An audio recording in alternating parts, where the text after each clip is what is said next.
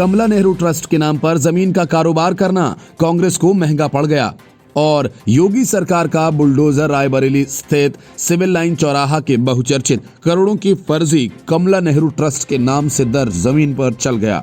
असल में कमला नेहरू ट्रस्ट के नाम पर करोड़ों की जमीन पर अवैध कब्जा किया गया था, जिसे आखिरकार मुक्त करा ही लिया गया।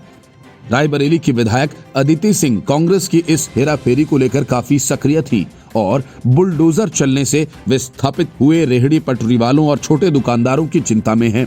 उन्होंने सीएम योगी आदित्यनाथ को पत्र लिखकर इन दुकानदारों को कहीं जगह देने का आग्रह किया है।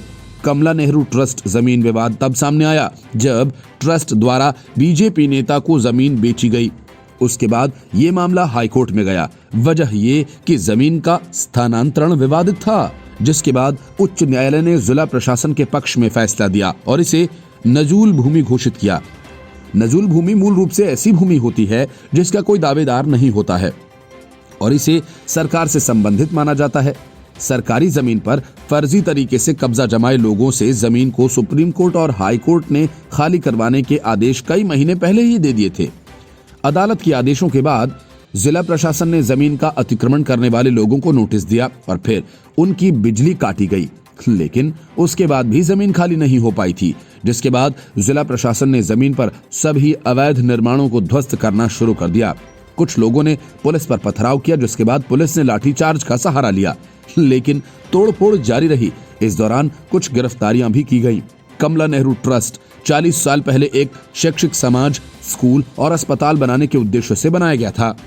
कमला नेहरू एजुकेशनल सोसाइटी की स्थापना 1976 में रायबरेली के सिविल लाइन्स इलाके में सिधौली के रहने वाले कैलाश चंद्र द्वारा 1135 रुपए के वार्षिक किराए पर ली गई थी। रायबरेली सदर से कांग्रेस विधायक अदिति सिंह ने मुख्यमंत्री योगी आदित्यनाथ को पत्र लिखकर सिविल लाइन्स रायबरेली के सैकड़ों पटरी व्यवसायियों को शहर में अन्य किसी स्थान पर पुनः स्थापित करने की मांग की है।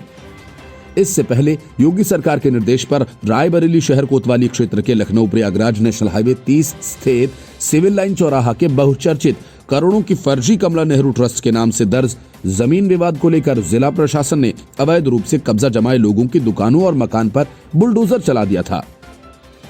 रायबरेली शहर कोतवाली के लखनऊ प्रयागराज नेशनल हाईवे 30 पर फर्जी कमला नेहरू ट्रस्ट के नाम पर दर्ज करोड़ों की बेशकीमती जमीन पर दशकों से 125 परिवार काबिज होकर अपना जीवन यापन कर रहे थे। नेशनल हाईवे पर स्थित इस बेशकीमती जमीन पर जिले के राजनीतिज्ञों की नजर पड़ी तो लोगों को पता चला कि ये जमीन कमला नेहरू ट्रस्ट की है। मामला कोर्ट में गया तो वहां पर कोर्ट ने अवैध रूप से कब्जा जमाए लोगों को कब्जे से सरकारी जमीन को खाली करवाने के आदेश दे दिए। दशकों से जमे लोगों के कब्जे को छुड़वाने में प्रशासन लगातार कोशिश करता रहा, लेकिन सफल नहीं हो पाया। Bureau report, news of India.